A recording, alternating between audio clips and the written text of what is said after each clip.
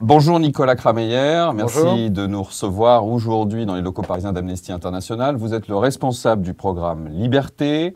Euh, une première question d'abord sur l'état de la liberté de la presse dans le monde. Alors c'est une très vaste question comme vous pouvez l'imaginer. La liberté de la presse est attaquée sous deux feux différents. La première, c'est la concentration des médias au sein d'entités économiques, généralement, qui va influer sur la ligne éditoriale des médias, sur ce qu'elles peuvent dire, sur les sujets qu'elles vont traiter, sur la manière dont elles vont les traiter. Ça, c'est une vraie tendance qui est extrêmement lourde de menaces pour la liberté d'expression et la liberté d'information de manière générale.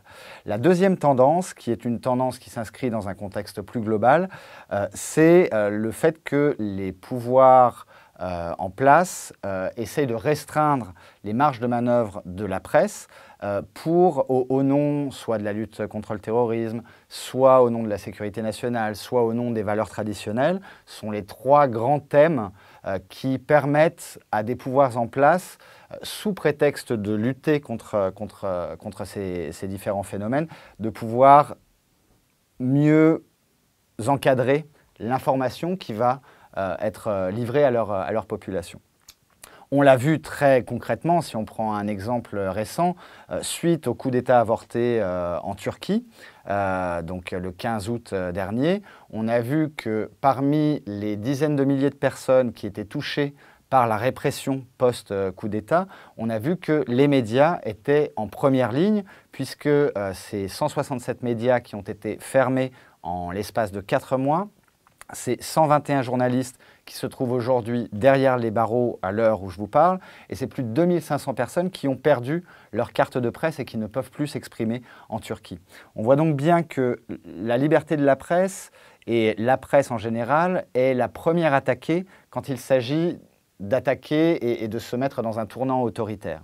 Et la liberté de la presse, parce que quand on parle de liberté de la presse, on parle d'abord et avant tout de liberté d'informer. C'est un droit fondamental et c'est un droit qui est fondamental à deux titres.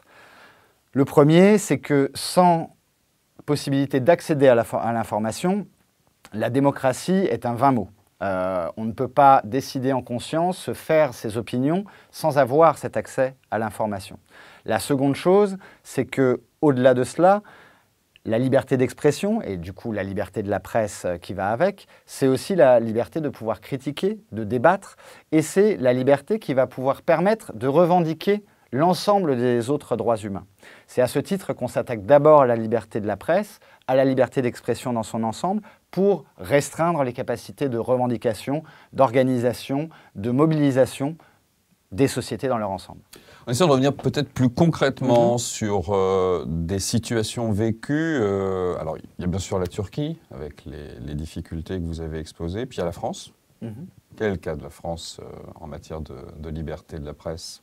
Alors en matière de liberté de la presse, ce que l'on constate, c'est, et ça a été très bien montré dans différents rapports, c'est la concentration des titres de presse officiels aux mains d'un certain nombre de groupes économiques qui vont influer sur la ligne éditoriale.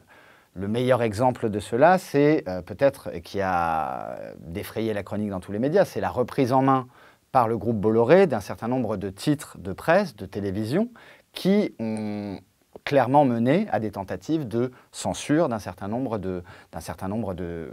d'informations, reportages d'un certain nombre de journalistes. Donc ça c'est un exemple parmi tant d'autres, mais au-delà de la liberté de la presse, qui est aujourd'hui dangereux en France, c'est cette tendance à vouloir petit à petit restreindre les espaces de liberté, au-delà de la liberté de la presse à proprement parler, notamment si on regarde par exemple un certain nombre de manifestations qui ont eu lieu en France. Beaucoup de journalistes qui n'avaient pas forcément une carte de presse, mais qui filmaient les événements, prenaient des photos, ont été, dans certains cas, directement visés par des interdictions de suivre les manifestations, ont subi un certain nombre de violences, se sont vus retirer leurs appareils de caméra, etc., etc.